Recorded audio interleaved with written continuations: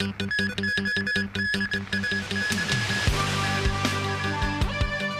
Chief Justice praises the city's designated national security judges.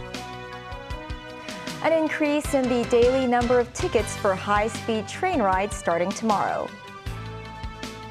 And the death toll from Sunday's Nepal plane crash jumps to at least 68.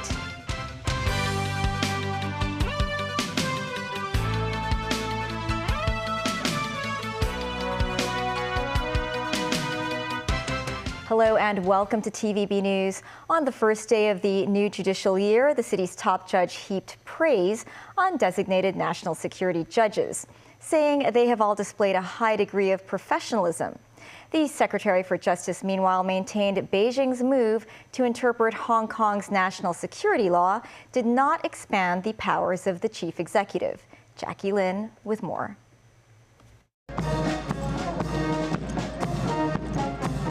The opening ceremony for the new legal year was once again held at the Hong Kong City Hall.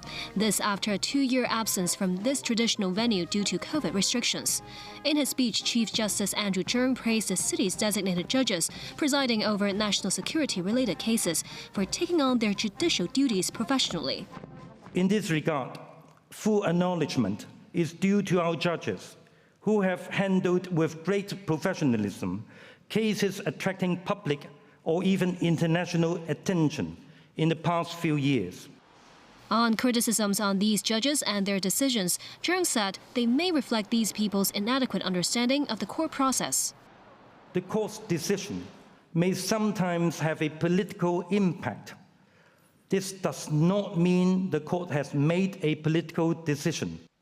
Secretary for Justice Paul Lam, meanwhile, threw his weight behind Beijing's recent interpretation of the national security law. He said the move has clarified the law's intentions, but did not expand the powers of the chief executive and the National Security Committee. Such suggestions are plainly wrong and misconceived. The certificate issued by the chief executive constitutes a piece of conclusive evidence binding on the court. The chief executive does not, however, exercise any judicial power. The head of the Bar Association of Hong Kong said 2022 saw momentous events unfold to the city's legal sector, and he hopes authorities will exercise their powers prudently after Beijing's interpretation of the security law. Perceived tensions between the imperatives of safeguarding national security and judicial independence are far from unique to Hong Kong. We have to demonstrate that defendants at the receiving end of the most serious allegations will be dealt with fairly and impartially. The Chief Justice also reviewed the judiciary aims to digitize various court procedures. They include introducing the live broadcasting of court proceedings within this year.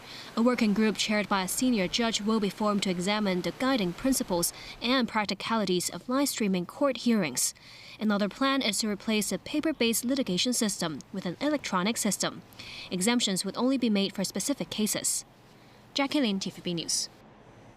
On the second day since the reopening of the high-speed rail between Hong Kong and the mainland, the MTR announced that operations had been running smoothly. Some passengers, however, experienced trouble entering the high-speed rail system via self-service kiosks at West Kowloon Station. The daily number of express rail link tickets for northbound and southbound travels will increase from 10,000 to 14,000 starting tomorrow. Timothy Lee tells us more. This morning, West Kowloon Station remained crowded with high-speed rail passengers. But the station was nowhere as packed as the first day of the resumption of express rail link services. Hong Kong travelers heading to the mainland now have to use their home return permits to gain access to the high-speed trains. But many struggle to figure out where to display their permits at the self-service kiosks. They were then assisted by the station staff. As for those arriving in the city, several visitors from Shenzhen this morning praised the efficiency and ease of traveling to Hong Kong with the high-speed rail. It was really fast to get from Shenzhen to Hong Kong, so I thought it was great. I'm glad that they reopened it. I've been here for 3 years. I haven't been able to leave to go see friends or family, so I'm happy that China is finally reopening. I think it was super convenient. It was super fast. It's super comfortable. And everything was super helpful, especially when you have to fill in the customs on your phone. There's lots of people to help within customs. I took the early morning train, and even for the early morning, it was quite crowded. But some passengers traveling between Hong Kong and Guangzhou expressed disappointment at the duration of their train rides, with some saying that the speed of the high-speed rail is no different from that of the regular intercity train. Lawmaker Michael Tian, who formerly served as chairman of the Kowloon Canton Railway Corporation, thinks the current speed of the high-speed trains going between West Kowloon and Guangzhou East is unacceptable. He suggested that the 8 a.m. and 7 p.m. trains running on that route should skip all the stations in between the two termini to save time. Several travelers arriving from the mainland were dissatisfied with the shortage of taxis and the lack of restaurants around West Kowloon Station. They hope authorities will step up their effort to accommodate future passengers of the high-speed rail. Timothy Lee, TVB News. Hong Kong reported 4,653 new COVID cases today. Local cases numbered more than 4,500. 50 more COVID patients died. Starting today, the government announced that PCR test results with a CT value higher than 35 would be declared negative. A lower CT value indicates a higher viral load. Health authorities noted that those with a CT value higher than 35 do not possess the capability to transmit the virus. However, some COVID test kit contractors believe the government's new policy may have neglected those with preliminary positive test results who tend to have high CT values at the onset of the infection. A female worker died after falling into a mixing machine at a candy factory this morning. The tragedy happened at around 8:30 a.m. at an industrial center in Chun Wan. The syrup mixing machine she fell into was for making Lunar New Year confectionery. The 64-year-old reportedly fainted and slipped into the machine. Firefighters later extricated the woman, who suffered from rib fractures and burns of the hand. She was certified dead after being rushed to hospital. Cathay Pacific's largest aircrew union is planning to hold a protest rally over the airline's roster and pay arrangements. They're now seeking a letter of no objection from the police. On their social media page, the Cathay Pacific Airways Flight Attendants Union is planning to hold the rally at Cathay City between 2 and 6 p.m. on Wednesday. The 3,000-strong union asked participants to wear a white top that day. The union has threatened to launch industrial action during the Lunar New Year holidays. Cathay Pacific earlier said there would be improvements in the roster arrangements as early as February, and the airline would work to increase its flight capacity, which could in turn give a boost to the workers' remuneration. Overseas search and rescue efforts are continuing in the wake of Nepal's deadliest air crash in 30 years. 68 bodies have so far been recovered out of a total of 72 passengers on board the ill-fated aircraft, and authorities believe it is unlikely there will be any survivors. The ATR-72 plane operated by Yeti Airlines was on its way to the Himalayan resort city of Pokhara from the Nepalese capital, Kathmandu. Daniel Rao tells us more. Footage from Pokhara resident Diwas Bahora appeared to show the moment before the Yeti Airlines plane crashed on Sunday. Bahora said he was sitting on the terrace of his home and started filming when he saw the plane at a low altitude before it suddenly veered to its left. Amit Singh, an experienced pilot and founder of India's Flight Safety Foundation, said the video appears to show a stall, a situation in which a plane loses lift, especially likely at low airspeeds. Searchers have found both the cockpit voice recorder and flight data recorder from the passenger flight. A Kathmandu airport official said the so-called black boxes are in good condition. The data on the recorders may help investigators determine what caused the ATR-72 aircraft, carrying 72 people, including 15 foreign nationals and 4 crew members, to crash in clear weather just before landing in the Nepalese tourist city of Pokhara. The foreign nationals included 5 Indians, 4 Russians, 2 South Koreans, and 1 each from Ireland, Australia, Argentina, and France. The recovered bodies are being kept in the Pokhara Academy of Health and Science. A police spokesperson said 31 bodies have been identified and will be handed over to family after officials finish post-mortem reports. The bodies of the foreign nationals and those that are unrecognizable will be sent to the capital, Kathmandu, for further investigation. Nepal's government declared a day of national mourning and set up a panel to investigate the disaster and suggest measures that could be implemented to avoid such incidents in the future. Nearly 350 people have died since 2000 in plane or helicopter crashes in Nepal, which is home to 8 of the world's 14 highest mountains, where sudden weather changes can make for hazardous conditions. Experts say air accidents are usually caused by a combination of factors, and investigations can take months or longer. Pokhara Airport spokesman Anup Joshi stated that the ATR-72 plane's pilot didn't report anything untoward as it began its descent. Dan Orell, TVB News.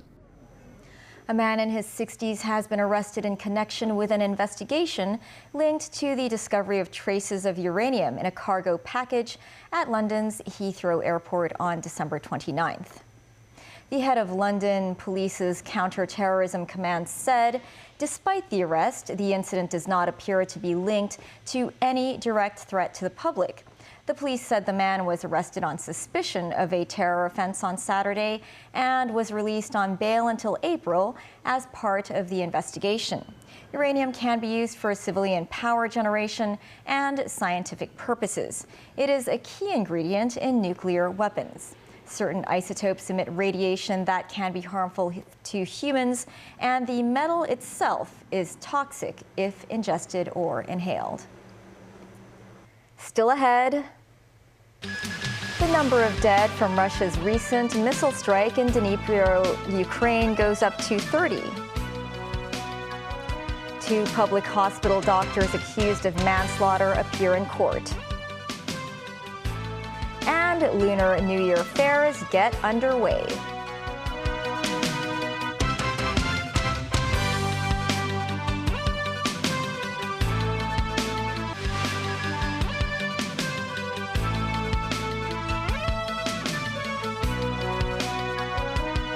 Welcome back.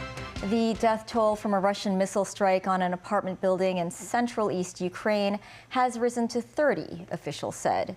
The Saturday attack in Dnipro is the deadliest in the war since a late September strike in the Zaporizhzhia region. Moscow has acknowledged launching a barrage of missiles over the weekend, but made no mention of the apartment attack. Russia says all designated targets were hit and objectives achieved. Nazvi Karim reports. A rescue worker in Dnipro shouts "woman" in Russian after hearing the voice of a possible survivor buried beneath the rubble of a destroyed residential building. Yes, yes, yes, yes. She is here, he shouts. Rescuers continue to work day and night looking for survivors after a Russian Kh-22 missile, for which Ukraine has no effective defense, slammed into the 9-story apartment building on Saturday. Around 1,700 people lived in the block, and children were among the casualties. An official at a children's hospital said at least 7 kids were admitted, with 2 suffering severe injuries. 6 children were reportedly killed in the attack. This survivor appealed to Western countries for defense systems that can repel such attacks, adding, "I don't know what the point is. There is not a single military facility here. This is a residential area." Russia on Sunday acknowledged the missile strikes without referring to the Dnipro apartment building. The Kremlin has repeatedly denied targeting civilians, with the defense ministry statement saying that it successfully hit all designated targets of its Saturday offensive, including the capital, Kyiv, and Kharkiv in the northeast. Ukrainian President Volodymyr Zelensky said rescuers were fighting for every person and hit out at the cowardly silence of Russian citizens who had not spoken out against the war. This as more Russian civilians are likely to be recruited into the armed forces, with reports saying President Vladimir Putin has given his backing to raising the age range for mandatory military service to 21 to 30 from 18 to 27. The aim is to boost the number of combat personnel to 1.5 million troops from the current 1.15 million. Meanwhile, fears of a new front opening up in the war gathered steam after Belarus and Russia started joint Air Force drills today. Minsk said the exercises are defensive in nature and will last until February 1st. Kyiv says the buildup of Russian troops in Belarus is similar to its preparations before invading Ukraine last year. Nazvi Karim, TVB News. Chinese Foreign Minister Qin Gang was in Cairo on Sunday for talks with Egyptian and Arab League officials. It was his last stop on a multi-leg trip to Africa. Chin separately met Egyptian President Abdel Fattah el-Sisi and Arab League Secretary General Ahmed Aboul Gheit. He also met his Egyptian counterpart, Sameh Shoukry. In a joint news conference, Chin said all parties agreed to work together to implement the spirit of the Riyadh Declaration, which affirms a multilateral international order based on international law. It was Chin's first overseas trip since his appointment in December, having also visited Ethiopia, Gabon, Angola, and Benin. Beijing has invested heavily in infrastructure in African countries, while Chinese financial groups have handed out $160 billion worth of loans to Africa between 2010 and 2020. Zhen Yanxiong, the new director of Beijing's liaison office in Hong Kong, stressed the SAR will prosper as long as the city remains stable and is not confused about its direction of development. 我深知中联办的职责使命。 Speaking to reporters on his first day at work in his new post, Zheng said he will put in his best efforts to take on his duties and relay the care from the central authorities. Formerly head of the National Security Office in the SAR, Zheng said he will work hard to be a person who understands, loves, and cares about Hong Kong. The 59-year-old also said he is confident that the SAR will shine in renewed glory under the leadership of Chief Executive John Lee and the concerted efforts of the various sectors in the city. 2 United Christian Hospital doctors charged with manslaughter over a liver patient's death appeared at the Eastern Magistrates Courts this morning. The 2 doctors, Lam Chi Kwan and Chan Soi Kim, were allegedly involved in prescription mistakes that led to the death of a patient, Tang Kwai Si, in 2017. The magistrate adjourned the case until April 18th to allow more time for police investigation. The doctors have been released on a surety bond of $50,000 each. They also have to surrender their travel documents, report to the police once a week, and cannot harass the family members of Tang Kwai Si. The Consumer Council tested 15 samples of commonly sold prepackaged chicken essence products, which claim to be high protein. While most of these samples met their claims, the cost of chicken essence products proved to be 290 times more expensive than whole foods. The council also tried out 10 washer-dryer models on the market. Momo Sangai tells us more. Chicken essence products are a popular choice for those looking to boost their energy and satiate their hunger in high-pressure situations, such as students pulling all-nighters. Among the 15 tested samples of prepackaged chicken essence products, the Consumer Council found 14 of them met their claims of being a high-protein food. In order to be classed as high protein, an item must contain no less than 6 grams of protein per 100 milliliters of liquid food. However, purchasing such products can prove costly. For instance, 100 grams of skinless chicken thighs could contain over 20 grams of protein, while costing no more than 6 Hong Kong dollars. Vegan chicken essence would set you back $1,700 for the equivalent amount of protein. That's a staggering 290-fold difference. Even the cheapest traditional chicken essence brand is 8 times more expensive than its whole food equivalent. The Consumer Council reminded the public to eat a balanced diet, saying the necessary protein intake can also be met by eating whole foods. Meanwhile, the council conducted a trial on 10 front-loading washing dryers with prices ranging from $5,319 to $21,980. The machines were assessed in 6 areas, including in their efficiency at cleaning and drying clothes. Brands like Whirlpool and Sanusi proved the best at drying, while Media put in the worst performance in this particular test.